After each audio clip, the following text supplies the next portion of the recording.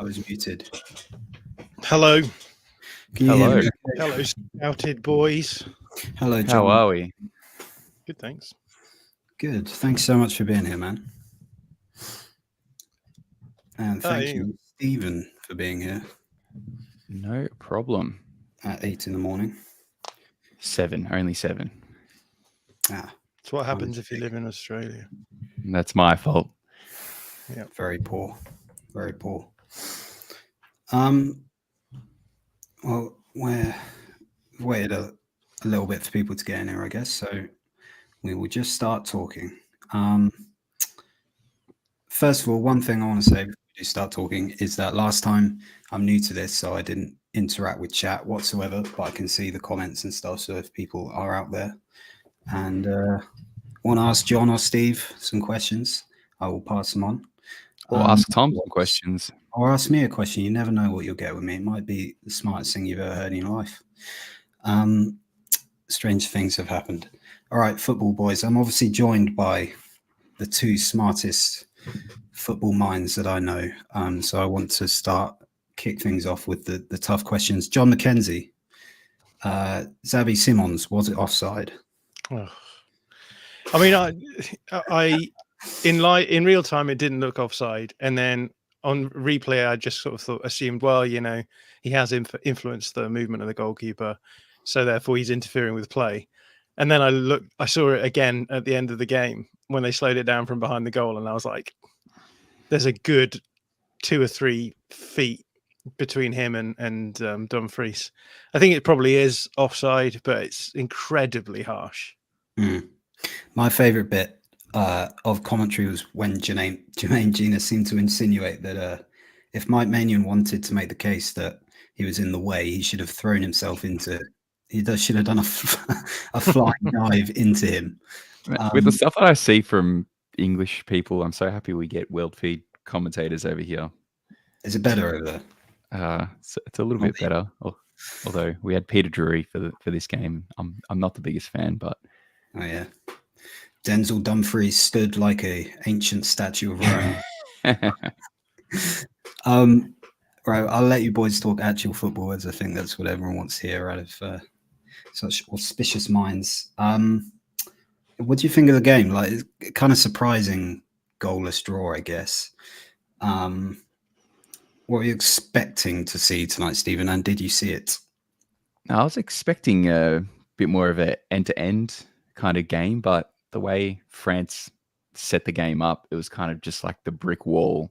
Try get through N'Golo Conte, and then once you get past him, there's Tchouaméni waiting for you. And if you somehow manage to get through that, then you got the biggest, fastest back four you'll probably ever see waiting for you at the back. So that kind of started to negate everything. And after that first 15 minutes, which was probably a little bit more open than anyone might have expected, it all really slowed down to a bit of a snail's pace and kind of never really picked up after that. I think France in the second half really took control of the game. But then I think by the last 10, 15 minutes or so, both teams knew we just get 1 point here, guarantee that we'll at least go through to the next round, and then we'll settle for that and see what we can do on match day 3.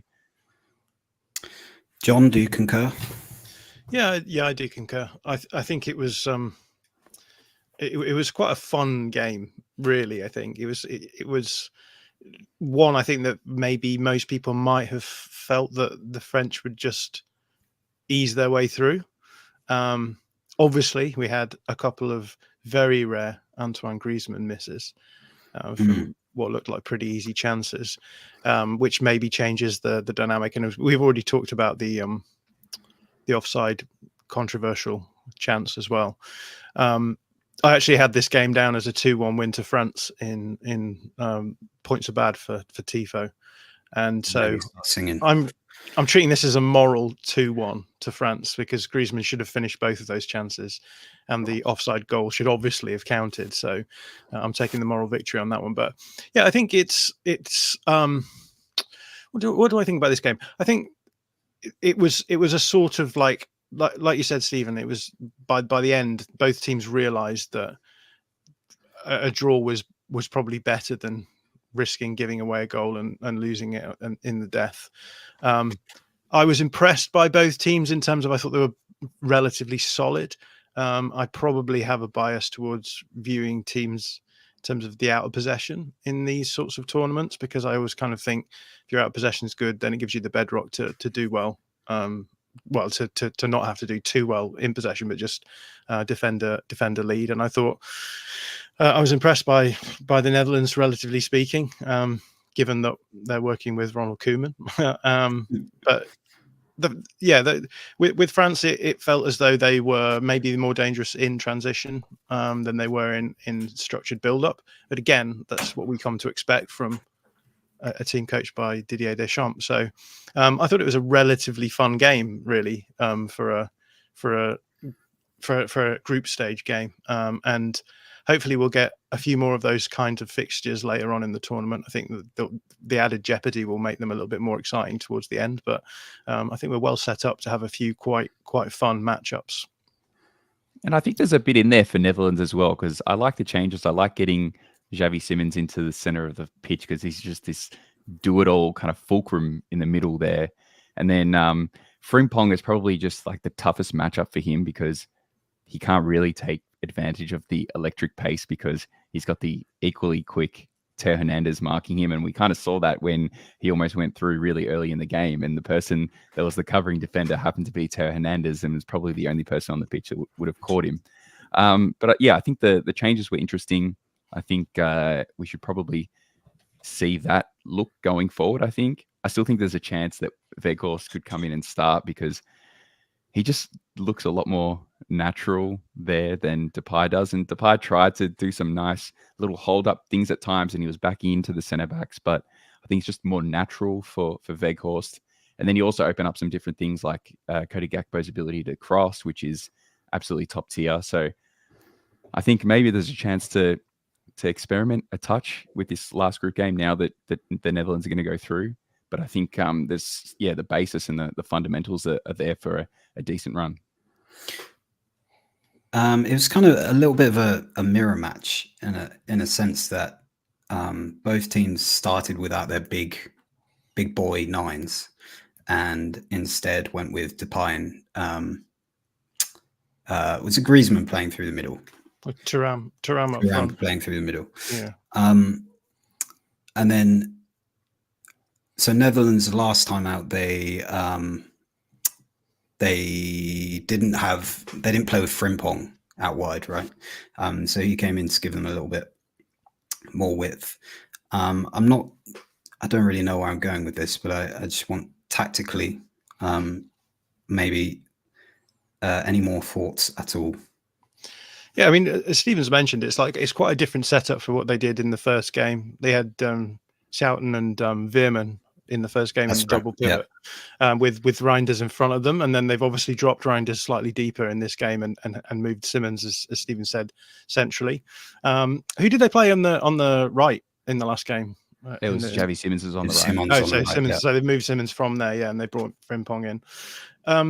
I think. I guess the Reinders slightly back is defensive reasons, right? You don't want to be quite so open as a Schouten Veerman double pivot. So that explains that. And I guess a lot of people thought that Wijnaldum would be used as the 10 in this game, but he's obviously gone with Simons, and I think probably was the right decision. I guess they'll just rotate that midfield depending on who they come up against. And you would think that, after the round of 16, they'll probably stick to this kind of formation, because they will largely be coming up against the bigger teams. I think the Gakpo left wing experiment, is it an experiment? I don't know if we call it an experiment, but it does seem to work really well for them. I really like the dynamics on that side between Ake and Gakpo, and from a defensive point of view as well. And so, I guess I've been relatively impressed by the Netherlands. I mean, they've got the scope to do different things if they wanted to, like playing Stefan de Vrij as a centre back is a choice, but they've got plenty of other options they could bring in there. A lot of people talking about Gertruda as an option there, and they do have other players as well. So I think it's fairly promising for the Netherlands. They've got a bit of flexibility. They've got plenty of exciting players in there. They've got the possibility of switching things up depending on their opponents. And yeah, I thought out of possession they were sort of relatively okay. I think they maybe sometimes a touch too man-oriented, and I think a smarter team than France from a tactical point of view could maybe pull them around a bit more. It happened a few times in the first half and less so. And actually, I thought the French sort of evacuated the central spaces quite a lot during the game, with Griezmann pushing up, and then obviously Tchouaméni and Kante a little bit deeper, so slightly different vibe there. And then with the Rabiot experiment, I keep saying experiment, it's such a bad word, I apologize, but the Rabiot usage on that left hand side is obviously done as like as a way of dealing with Mbappe out of possession, and yet they kept it for this game as well, right? So Rabiot was still playing in that wider berth, and dropping deeper when out of possession, and with the idea that if Mbappe is playing, and Dembele on the other side can drop in, but Rabiot can shift across the whole midfield, 3 moves across, and you cover the space that Mbappe is probably not going to drop into. And they kept it up for this game. Whether or not that's just because of familiarity, I don't know. But I thought that was sort of interesting, because you sort of had the possibility they could have done things slightly differently. But it felt more like a 4-4-2 or 4-2-2 than what they usually do. And I guess it's important for them to show that they can perform without Mbappe, right? And I think on the balance of it, if you look at the chances, they probably will consider themselves unluckier. The unluckier of the two teams, probably not to have come through with a win here. So it's what Didier Deschamps does, right? It's sort of consistently just okay, and that's all you need to be, right? You get deep in the tournament. Although I think this tournament's maybe interesting from the point of view that we do have like quite a few tactical coaches now. A lot of the teams that you might not consider to be teams that would get through the group stages have come with decent tactical plans. And I wonder whether or not the outcome of this Euros is going to change the narrative on, England and France play with these coaches who do just enough to get them deep in the tournament, and that's how you win tournament football.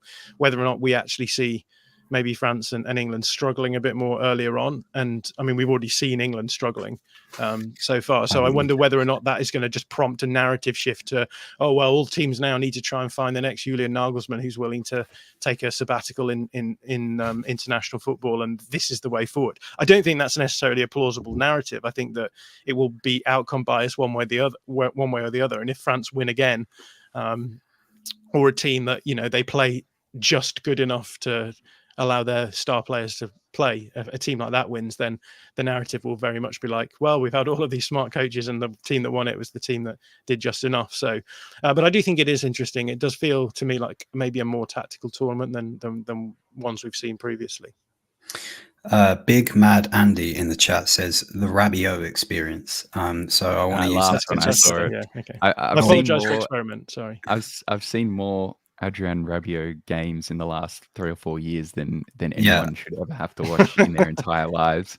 I just wanted to set you up to talk about him, because he does things where you think he's done the hard bit amazingly, and then right at the end it's just, well, given the role that he's playing, it's astonishing. I heard the commentator say he's only scored 4 times. I think it was 44 games for France, and it's not that he has heaps of freedom to crash the box all the time, but he's essentially playing the most attacking role of the French midfield 3, and he's played that role for a decent part of those 44 games.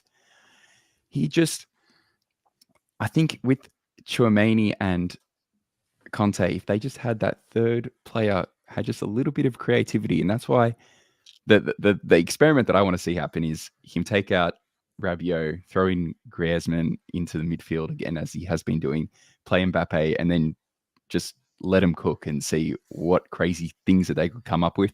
They'd probably give up way too much defensively for what Deschamps will be comfortable with, but it would be just a fun thought experiment to see him roll out with that. So this might be the stupidest question ever asked, but they can't seem to score without Mbappe at all. And I'm wondering if it's like, obviously he's incredible and he scores a lot of goals and he like stretches the pitch and stuff. Is it that, or is it like he puts a force field around? But he's basically playing as a striker. Like even when he was playing the last game, Thuram is doing heaps of work for Mbappe to empower Mbappe. And then you kind of saw it this game. Thuram played a couple of amazing little flick-ons, but he's not really getting into true 9 positions all the time. And we saw the difference even when Giroud came on at the end just for a little bit, that he was getting into more of those positions. So playing with Thuram, and even when he does play with Giroud as well, they give up a little bit to put him into those positions, and he's always the furthest forward, even though he's not nominally the striker. So I think it can seem like it's Mbappe centric, but that's because like that's the intention of the tactic, is to create for him because he's the best player. I'm wondering if there's going to be a meltdown in France now. 4 points from 2 games, just not good enough, is it? Really? I think it's a little different to the England. They're second. They're not even winning the group. So go on, John. I was going to say, obviously that is a tongue-in-cheek comment pointing to the position England are in as well. Yes. There's a weird thing about these kind of international tournaments, right? Because in many respects, like I think people get frustrated because there's 2 different ways of viewing what's going on. One of them is like in the here and now, we've done all we need to do in order to be successful, vis-a-vis get through the groups.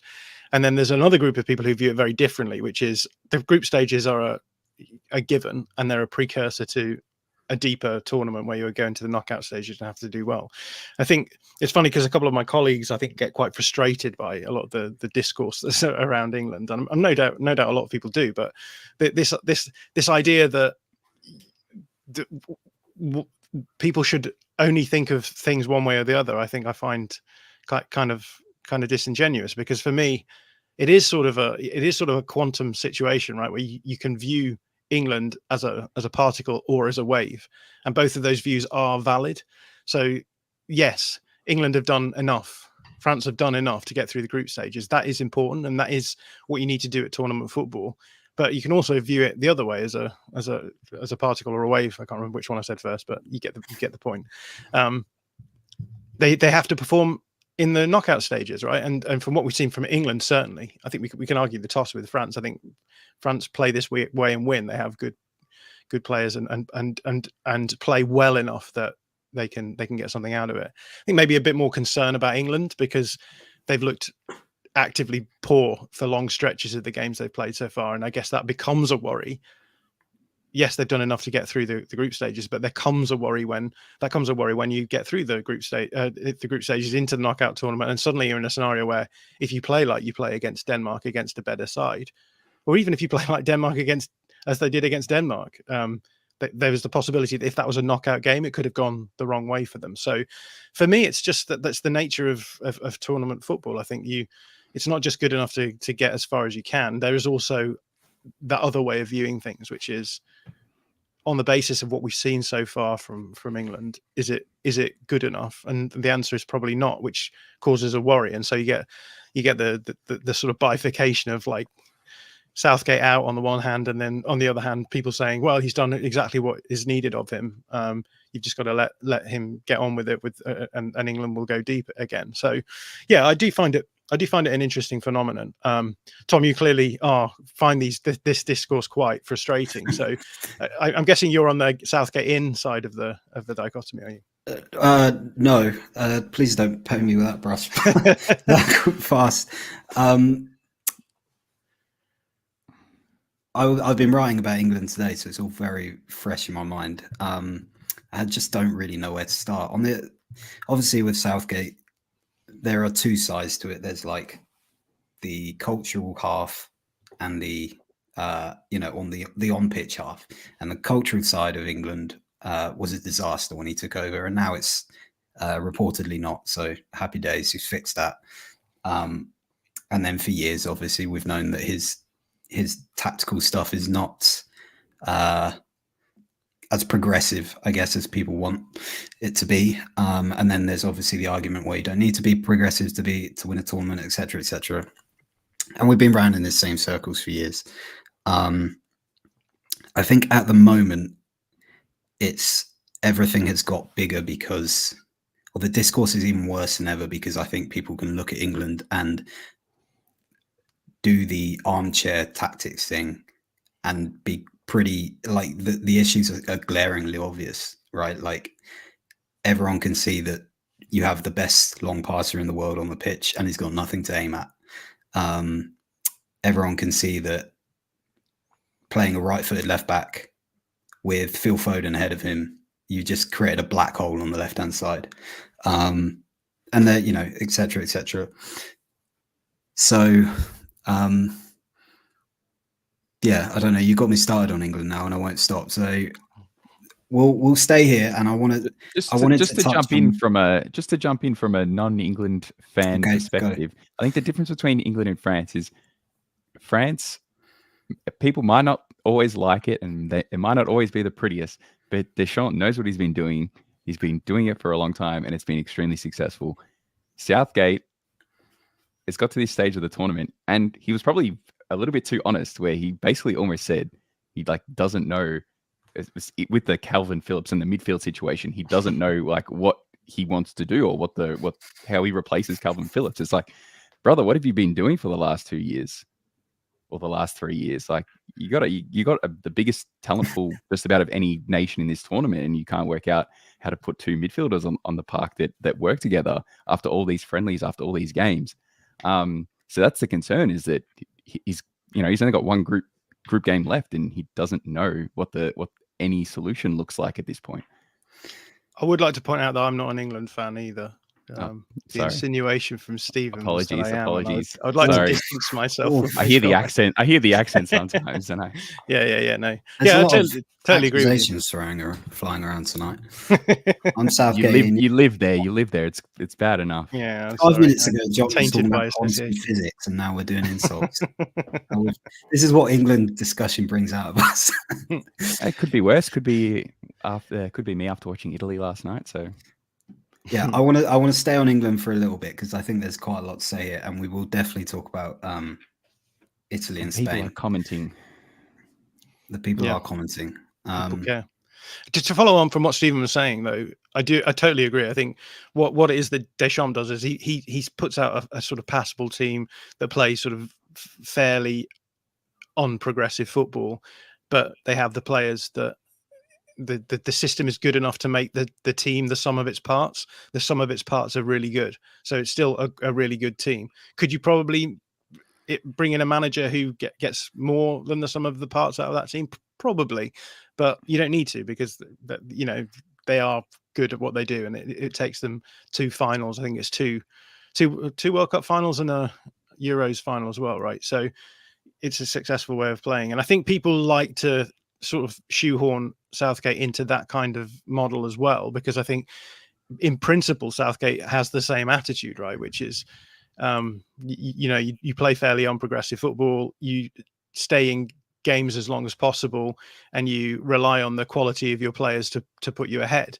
But I think what we're seeing in this tournament is actually the game model that he's implemented in previous tournaments.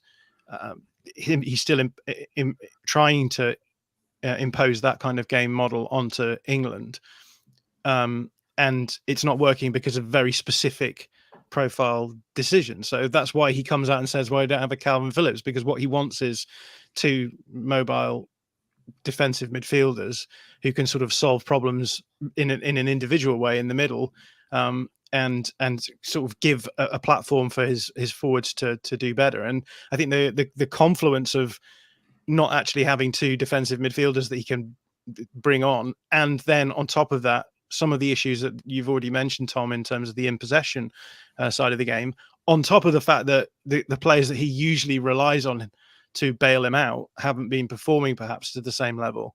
And I think what's ended up happening is that it becomes more obvious that what was happening wasn't necessarily just a very basic system that that allowed players to shine in it. It was more the case of he fell on a system that sort of worked, and now that it's not working anymore, he doesn't really have any feasible solutions to how you might fix that. And yeah, I think that's what's so interesting about a lot of the discourse, because a lot of the discourse is, oh well, if you just bring in this player, everything will be sorted out. And I simply don't think it's that simple. I think England have been poor in possession. I think they've been poor out of possession, and in previous tournaments that's probably been the case as well.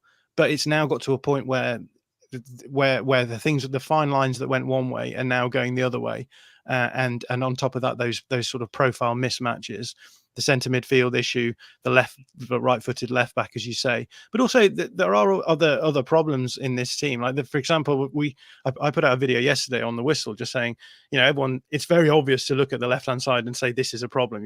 You've got basically a right back playing at left back. You've got Phil Foden coming inside to create space for someone to inhabit that space, and the player they've got there isn't able to do that. But on the right hand side as well, that doesn't mean to say that they don't have any left hand side presence, because Foden still is a left hand sided player. Jude Bellingham tends to go to the left as well. Declan Rice tends to go to the left as well. They use Kyle Walker slightly deeper than Trippier, and so what ends up happening is you sort of have this weird left hand side dynamic where you're not really using width to the best of your advantage, but you are still all on the left hand side, and it means that you end up with Bukayo Saka, who's one of the most dangerous attackers for England, becoming quite isolated as well. If you add on top of the fact that Trent Alexander-Arnold is playing in the pivot and likes to drop out of the block, and so likes to start from a deeper starting position than the other 8 on the other side, that's Bellingham, what you end up happening with is like an isolated Saka on one side, and then an overload on the left hand side that isn't maybe being used as well as it could be, because if you had a width holding fullback, you'd probably get more out of it as well. And then on top of that, you've got the fact that the press is the out of possession stuff is just so bad, that you're then in a scenario where Kane came out after the game and said we're struggling with and without the ball, which is pretty much as bad as things can get for a football team, right? Short of saying we're also not very good at set pieces, you might as well have said we don't really have a plan here. So I think that what's happened is that the system that he's had before has worked, but rather than it being a sort of well thought through system, it's just been a system that's worked for the players that he's had, and now he's lost a few of those players. He's trying to play the same system, doesn't have the profiles to fit that system, and now it's all falling to pieces around him. So the question is, as you said, like Stephen, is we've got one group stage of the tournament left for England, and the question is, what's the solution going to look like? Is this too late to try and fix from a tactical point of view? And I suspect the answer to that is probably yes. Good stuff. That's very reassuring. I think that just to jump in, the crazy part is just how easy it was for both Serbia and Denmark to just fully camp them in their own third at times, especially when England were leading. But even at the drawn game state against Denmark, there were times when Denmark were taking territory and were just fully in control.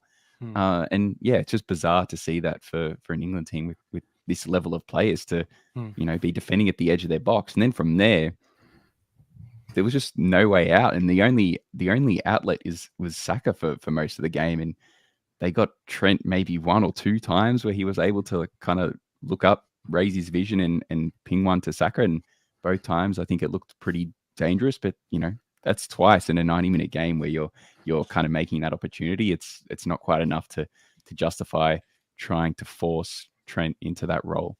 To the people in chat, there are a couple of comments we will pick up on. Someone called Xiao Davies put one in. We're not going to do that one. Sorry, mate. But I just want to double back real quick because we do have John here. I hate to do this, but I'm going to do it. I wrote a line today that I quite enjoyed. I said that England press as if they're unsure if pressing is against the rules now. There was so much space between, even commentary picked it up, which usually commentary on pressing never goes beyond just like, you got to go together if you're going to go at all and all this stuff. But it just opened my eyes again, I guess, to like the complexity of pressing structures in league football, in the Premier League especially, because I watch Arsenal every week, and I know, John, you're huge on their off-ball stuff. and you look at England, look like a bunch of guys who do this to incredible levels of complexity every week, who are each trying to do it on their own. And just kind of running into each other, and it, you know, a bad press is worse than no press, really, because you've got gaps everywhere. So John, if you could just talk a little bit to England's out of possession while you're here, because it was really striking to me. Yeah, absolutely. I mean, it's funny. It's funny that you mentioned that, like, a lot of these players are playing at like the highest level, and to play at the highest level these days, you have to be able to dominate in every phase of play. It's not good enough really to just be able to have, you know, in possession solutions. You have to have out of possession solutions as well. And with the exception of perhaps Real Madrid, which I mentioned that I mentioned that team because, like, it felt like Real Madrid pressing. Like, every once in a while in the Champions League, you get a game where Real Madrid are like, oh, we're going to press high for this game, and they try it, and, you know, one player will go towards the player with the ball, and then they'll get played around, and then another player will run over to the new ball, and it just looks like a complete mess. That's what it looked like yesterday for England. And I think that it may be no surprise that this is a team which is, I suppose, built around Jude Bellingham. That might be the case, but at the same time, like, as you've mentioned, like, Declan Rice is the best out of possession holding midfielder in the world when it comes to stepping up and dropping back defensively. He plays in the best press in the world, in my opinion, right now, and you know, plays in a number of different positions in that press. He's played as a 6 in that press. He's played in an 8 position in that press. He's played in a 10 position in that press at times as well. So he knows what he's doing, and is aware of that. And then all the way around the pitch, you got Phil Foden plays for Manchester City. Manchester City before Arsenal were the team with the best press in the world. So Phil Foden can do this stuff. He knows what he's doing. But yeah, as you say, Tom, it's to do with collective movement, pressing, right? It's about compaction. It's about only committing forward when you know that it's the right time to commit forward, and you know that you've got your teammates backing you up. And so there's no two ways around it. Like, if you're wanting to press and go high in the press, which you don't have to do, and a lot of international teams wouldn't, there has to be coherence. There has to be collective unity, and you have to make sure that you're not leaving spaces open in the press. So the things that I saw: one, England trying to press high in certain phases with 4 players against sometimes 8, including the goalkeeper back, right? Simply not going to work. It's not, you don't need to be a smart, like, reader of out of possession stuff to understand how that works. So the amount of times where they pressed up high were played around, and then, you know, this obviously space opens out in the middle, and you've got, like, everyone else slightly deeper, so the back 4, and then the 2 pivot players a lot flatter. You've got players receiving for the opposition in between the lines, running at your defensive line. You squeeze deep, and you play it around. It's not hard, but weirdly, like, when they were trying to do more mid-blocky stuff, so they're playing in a 4-2-3-1 formation, which I think is like the perfect shape to play against a 3-4-3, which is what the Danes were playing. I said the Danes like I'm writing a history book there. But it's perfect, Danes, right? Because you've got front 3 matches up against the opposition's back 3. You've got 3 midfielders, so you can have one of your double pivot jumping up onto one of the 2 8s, and you can do various things. You can jump your full back on one side or the other. You can squeeze them to one side of the pitch or the other. But what England seem to be doing is they seem to switch to like a 4-2-4 shape. So they push up one of the 8s. So I guess it's Bellingham pushing into the front line. Quite a narrow front 4. And the idea was to squeeze, as it often is, the ball onto one side and then press hard against the sideline. And when they did that, I mean, the shape was fine. They stopped Denmark from building through the middle. But the problem was that when they forced them wide. But when they forced them wide, they were so bad at protecting the switch to the other side. There was just, countless examples of Denmark being squeezed onto one side, having the space and time to just get their heads up, play it back through across to the other side of the field, and then build down the side, where obviously, because England have squeezed them to the side, the whole English front few lines of the press is all on one side of the pitch, loads of space on the other side, and it was just really easy to escape to the opposite side of the pitch as well. So yeah, I think it's probably the thing that I think is probably should be most disconcerting for England fans, because you simply cannot expect to compete in this kind of tournament with that level of out of possession play, not least because not only is the press not as good as it has been in previous tournaments, you've also got a much weaker defensive line behind the press than you've had in recent tournaments, right? With I mean, I guess you've got Trippier playing on the wrong side for a start, which is already difficult, I think, defensively to operate on the other side of as a fullback. But missing Harry Maguire, for example. John Stones is like injury ravaged and has been for years. And then your options after that, you're sort of getting very deep in terms of like the talent pool available when you're talking about it's Lewis Dunk, like a perfectly serviceable and a good, and like a really good build-up defender. But like in these sorts of competitions, what you need is you just need really solid centre backs who are going to be good in their 1v1 duels, etc.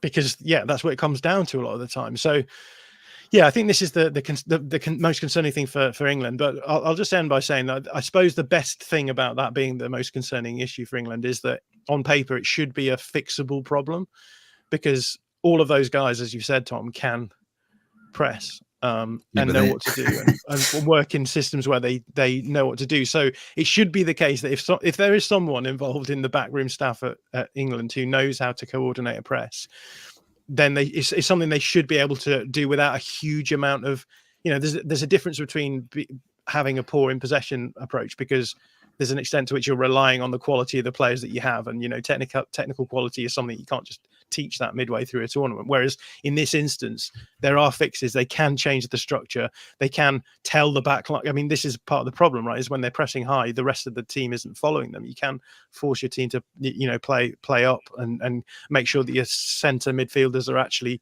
are jumping, and your fullbacks are jumping on the strong side when they need to. So there is solutions out there, but I mean, it is remarkably poor. I was amazed at how bad it was, and I think if they continue to be performing at that level out of possession, then they're not long for this tournament, really.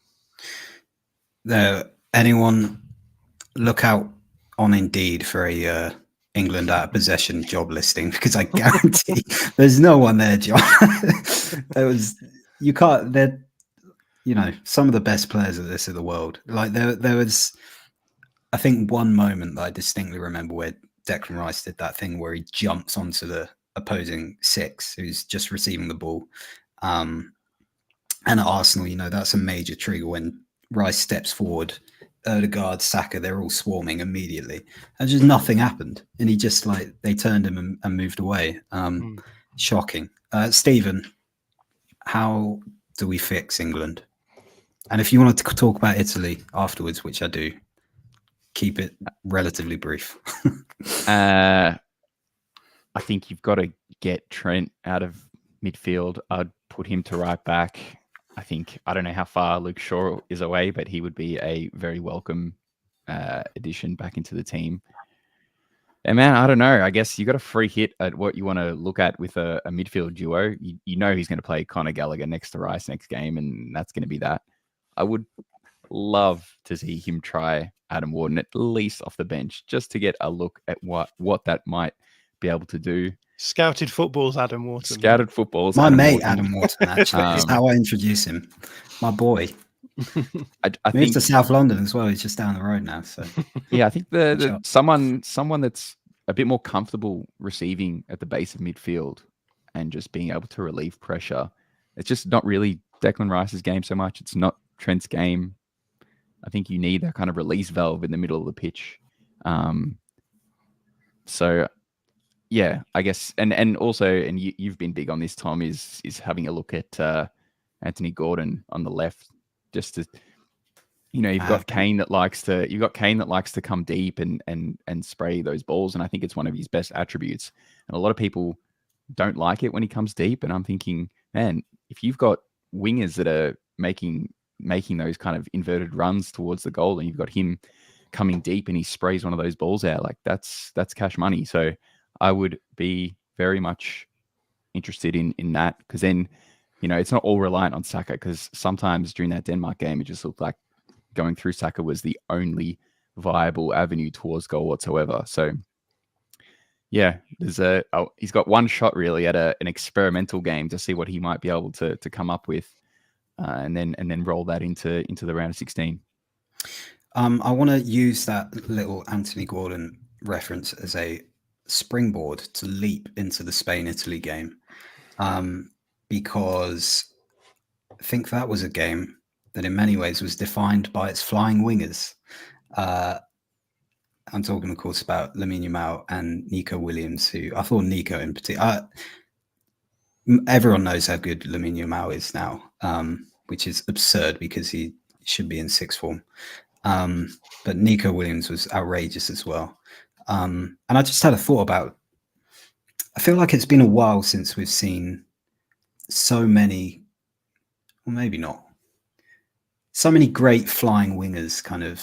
I think, is that part of how people are talking about this tournament feels quite classic? And I think part of that is like we're seeing a lot of wingers just absolutely run at their fullbacks in a way that maybe, certainly in the Premier League, you get 20 minutes of it at the end of every City game when Jeremy Doku comes off the bench. But like Spain last night was, it felt exciting and vibrant. Sorry, Stephen. Not for me.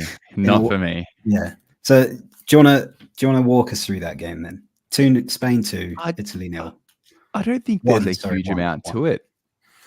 It was just give the ball to Nico Williams, let him run at Di Lorenzo, destroyed him for like a good 25-30 minutes at the start of the game, and then Italy just had to basically double team the matchup the entire time. And you saw, especially Jorginho, just constantly sending himself basically to be the backup, because he pretty much knew that Di Lorenzo was going to get skinned every time that Nico Williams had the ball. And then from there, Italy were just pinned back constantly. And it's the same thing kind of happened to a lesser extent on the other side with Yamal, who looked really, really good as well. And yeah, they were just stuck. Like the gap between the Italian, double pivot was like 2 centimeters in front of their center backs, and they'd win the ball. And, the spaces in between that they were trying to find someone, trying to find Chiesa or trying to find Scamacca, it was just like too long to really be able to consistently have that outlet stick. And then there were just a few times where they should have, and some of the individual errors were just terrible as well. And Spain just took ownership of the center of the pitch, in those kind of attacking defensive half spaces for Italy. Whenever they received the ball or were able to win the ball in those areas, Spain were just onto them straight away and completely locked them into like this tiny little area on the pitch. And it was just, it was painful to watch. It really should have been 5 or 6 on any other given night, really. And it was hilarious that it was then decided by an unfortunate own goal. Yeah, on the same day that we published our write-up of Ricardo Calafiori. That's a tough one. That's a tough. I thought he was actually probably Italy's best player. I thought he was fantastic. He had a few moments where he did some nice work, beating pressure, running into midfield, and trying to force something to happen, because there was just so much. Like, I'm a big Scamacca guy. It was one of his worst games I've ever seen. Chiesa, he's just not the same player since he did his ACL. It's really feast or famine. Like, if he needs about 15 acres of space to operate, and if he is given that space, which he was in the first game, he can look really good and he can still put it on. But Cucurella had him in clamps for the whole game, beating him in every duel, didn't let him past him once, barely let him even touch the ball. It got kind of ugly. And then the subs for Italy didn't really improve things. Cristante came on, was booked within about 30 seconds, probably trying Rodri, didn't he? So. Which would have probably been Italy's best way of getting back into the game, by trying to take Rodri's ACL out. All the Arsenal bods in the group chat were cheering at that attempted assassination. Yeah, so as Cristante came on, that did nothing. I was really hoping that they might go to Nicola Fagioli, who, again, is someone that can withstand pressure move the ball. They just needed someone that could just get out of the press, and not one of them could. It was dominant. He took Jorginho off at halftime, which I think you pointed out there was vision of Spalletti actually screaming at Jorginho, saying, "If you're not going to show for the ball, what are you even doing on the pitch?" And then he subbed him off at halftime. So, oh, really? Interesting. It's not been a good tournament for Arsenal players, has it? No, our stock is falling very fast. I wonder. Surely they. Well, I think with the game state where Italy were pegged back, like Jorginho is probably not the optimal person to have on, just because of his athletic limitations. If he's only going to have 10 touches of the ball in the half, then you may as well get someone that's going to try to, be more effective winning duels, more effective defensively. So I kind of saw the vision there, but I don't think there was any one or two substitutions. Like Italy's bench is not, it's a bit lacking. And the decision not to bring Emmanuel Locatelli, I think, again, he could have been another really good option to bring on at halftime. And he is someone that will have that defensive solidity to his game that would have been much needed. So I think, that's another question mark for Spalletti. And now it's a tough game coming up against Croatia. And, could still go through with 3 points, but you need to get that at least one in that next game to guarantee your progression. What do we all think of the new look Spain, though? Because, it's sort of like the good bits of Spain from the last few tournaments, but with the bad bits maybe ironed out. I was going to ask you, because in my head, the tactics are pretty phenomenal, and they go a bit like, give ball to good midfielders, good midfielders give ball to good wingers. And it's just got a bit more intensity. It's just got a bit more intensity about it. Like the last Euros when Italy beat them, Spain in that game was like, they just kept the ball. Didn't look like doing anything. Now you add Nico Williams, Lamine Yamal on both sides. And there you go. You've got like the game breakers. It's kind of, as you touched on before, Tom, with like when Doku comes on for City, this is that like direct threat that's almost seemingly antithesis to what, Pep has been about in the earlier part of his career. And you kind of need that balance between control, but also having a cutting edge at some point. And I think that the lineup they rolled out does strike the balance. I think that's something that we're getting from Germany this time round as well. What we're getting is like a variability. So with Germany, what you get is you get Kroos dropping out of the lines, and then you get Andrich between the lines, sort of trying to put attention into the opposition's pressing line. So do you press up on the German first line of build-up? If you do you leave Andrich free? If you don't, you're then leaving space for the 310s they have in the middle. And if you push up on the 310s, then you've got like space in behind where you've got like Havertz can run in, or you've got the I guess Mittelstadt and Kimmich on the other side. So this idea then of being like, you're not, previously Spain, it's felt like they've had one way of doing things, and if it doesn't work, they're sort of up the creek. Whereas what you're getting now, I think, is teams where it's like, okay, we've got different options here. We can do deep build up. We can move it through the lines. But if you try and press up on us, we then got options to play it long into channels or in behind. I think that's just the addition of those two wide forwards for Spain has given them like the capacity then to really get more usage out of the fact that they've got one of the best midfield pivots in the world at that level. It affords him more space. It creates in the mind of the opposition this realization that that they are having to do tactical trade-offs all the time. If I do this, then this will be the result of it. And I think that's what we've seen from Germany, and that teams, it feels like if you just jump up onto Germany's like build up, the first three, the back three that they have with Kroos and then the two centre backs, you should be able to cause them problems. But no one's done it yet, because I think everyone's too scared, because if they do that and it goes wrong, then you get caught in behind. So I think that's what's been really interesting for me from a tactical point of view this tournament, is that we're starting to see a push back against that risk aversion that we get from in the club game, where over the course of a full season, you play like that, and like 7 times out of 10 you're going to win, maybe 8 times out of 10, and then you'll drop points in the other 2, but you'll win the league, because that's how league football works. Whereas in knockout football, you've got to get the balance right between, having the upside as well as the of risk, as well as avoiding the downside of risk as well. So I'm quite interested to see how that works, because with Germany, I think we've seen everyone's been saying, oh, Germany are going to get absolutely hammered in a counter attack by one of these teams. They've not actually been threatened in any of the games they've played so far, but people are talking about it as though it's going to happen. And I'm kind of interested to see what happens in those games against better teams, where suddenly it's like, okay, can you tempt them to pass the ball into the midfield, counter press them, and then hit the channels in behind their fullbacks? I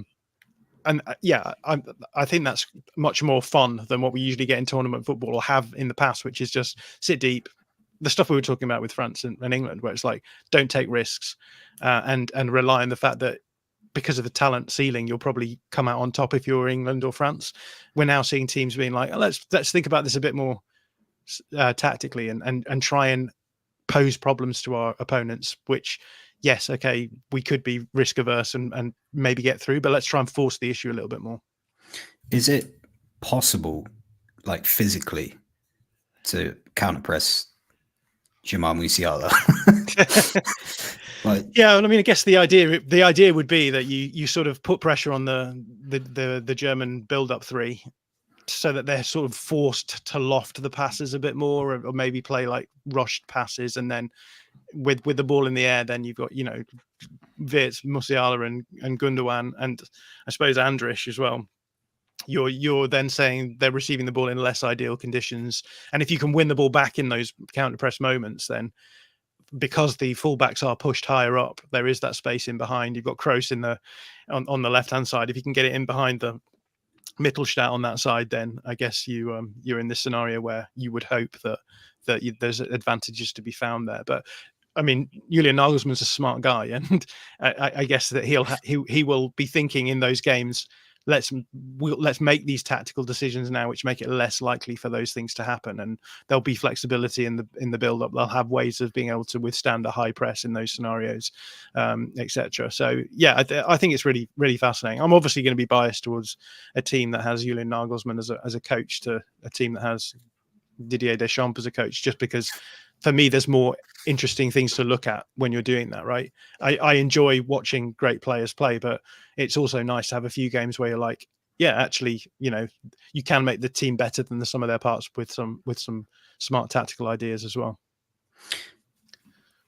Agreed. Boys, I want to talk to you about ball all night, but we're coming in on to close to an hour. So Steve, is there anything we haven't touched on that you'd like to talk about? That everyone should subscribe to our lovely Substack at scoutednotebook.com. Oh, you're just going to close it out like that? Nah. What do I have agree, to say? I think. How about this then? Actually, I'm waiting for someone to put some time into Tony Kroos and actually not let him have a 15-meter. It's like he's got COVID and they're doing the exclusion zone thing again, and no one wants to enter into his space just in case they get infected. So I think that's probably the concern for Germany coming up against better teams, is just whether they're able to get more up into Tony Kroos's space and not let him just dissect them from from left back or wherever he's positioning himself at any given point in time.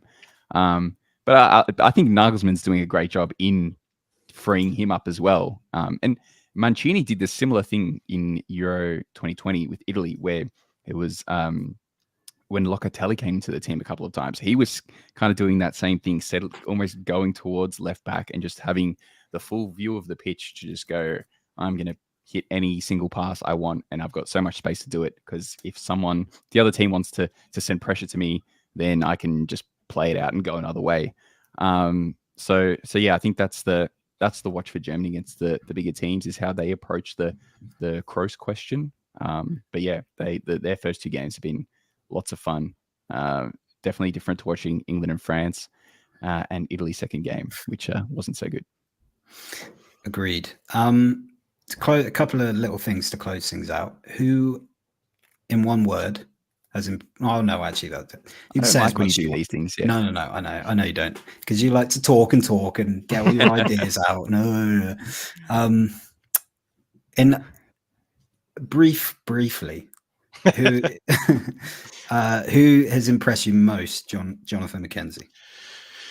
I'll say some like lesser spoken about teams. So obviously, I'm always keen on an underdog playing smart out of possession stuff. So I've been really impressed with Albania. They were one of my shouts to watch in the tournament as a team that weren't going to go anywhere, but we're going to have a good time going nowhere. So I'm impressed with them. Also Slovenia as well. Both of them using really interesting like mid-block ideas out of a 4-4-2 shape, which I really like, doing it in different ways as well.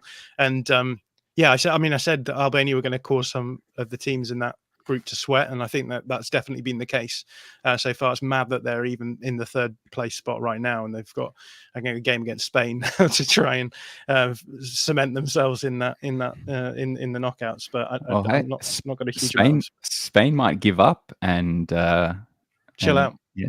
Hey, you never know. Stranger things have happened. But these are the things I always love in tournaments. It's like the little teams that you never watch, and then they come and they have like a smart little plan, and it makes them, as I was saying before, greater than the sum of their parts. And so there's definitely been a few of those teams for me. A argument for expanding the tournament, you think? Because some of these guys want to be here. I've made this point, and just as John was saying, like these smaller, lesser known teams, but these small, lesser known teams, Turkey have Arduguler and Çalhanoğlu and Yildiz. Georgia have Kvicha.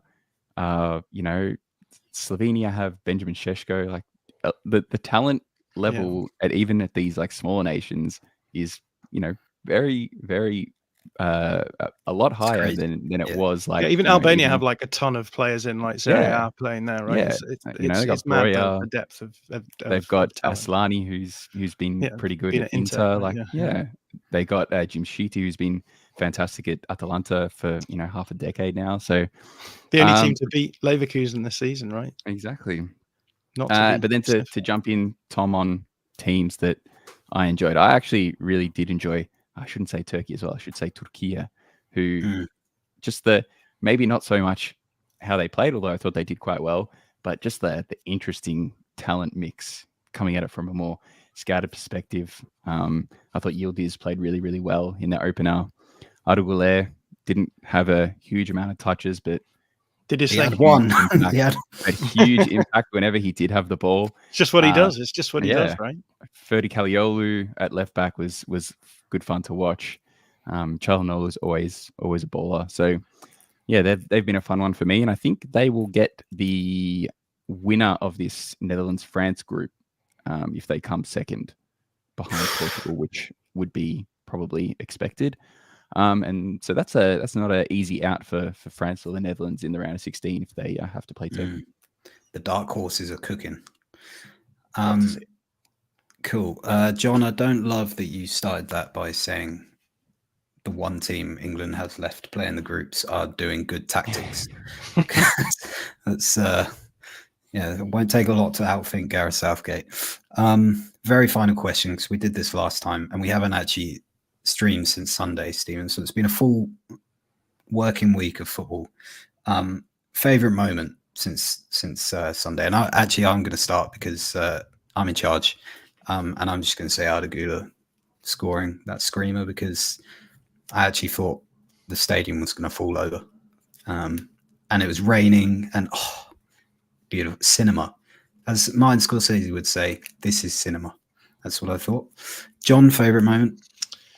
Yeah, I'm going to go for a moment from today, which is the Yaremchuk goal for Ukraine, because I thought it was a very underrated goal. But also they'd just been preceded by Yaremchuk doing like a really bad transitional moment with Mudryk, where he could have laid Mudryk in, and they probably could have had a pretty decent chance of scoring. But I love those goals where it's like, it's just fine margins.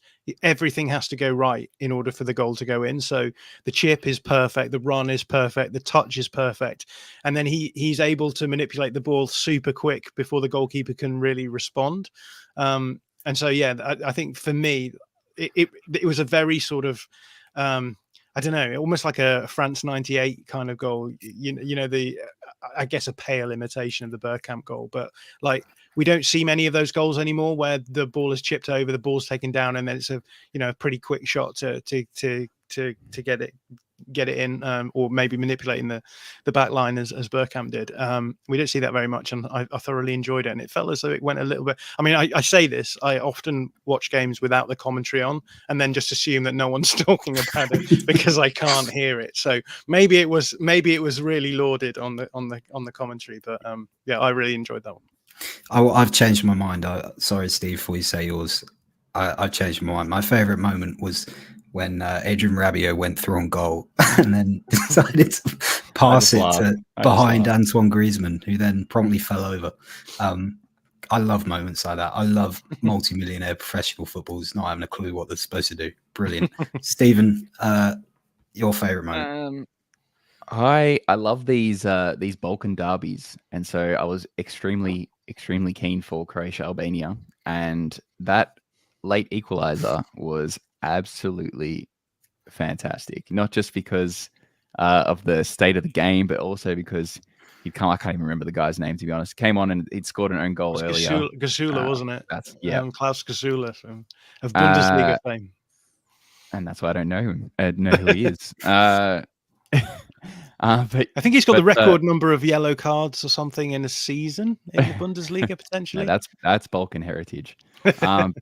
But yeah, that was crazy. The fans are going absolutely nuts, and I think a nice moment for him to have gone from 0 to hero, because that game was really falling apart for Albania when they first conceded the first and then the second straight after. But they somehow, for the last 5 minutes, found the second wind and got back into the game, and then went bang in the almost the last kick of the game. So huge point for them. Amazing moment. Beautiful stuff. All right, it's gone 11 o'clock, guys. So Betty buys. Gone 8 a.m. I should say. Sorry, Stephen. So definitely the case. John, thank you so much for your time. I know it's late. We really appreciate you being here. Always love chatting with you guys, and always love supporting Scouted. So everyone should sign up. That's from someone who is not affiliated with Scouted in an official capacity whatsoever. For legal reasons. What's your address? I'll send you the letter with a £50 note in it. Actually, not that cheap. Well, you never know. We'll hopefully be doing more stuff with you over the course of this tournament. So I'm very much looking forward to that. We're next going to be streaming again on Monday night, Stephen, I believe. It might just be me and you. So that conversation is going to devolve into some real degeneracy. So we'll see you again then. Otherwise, scoutednotebook.com, and enjoy the rest of the games. Peace.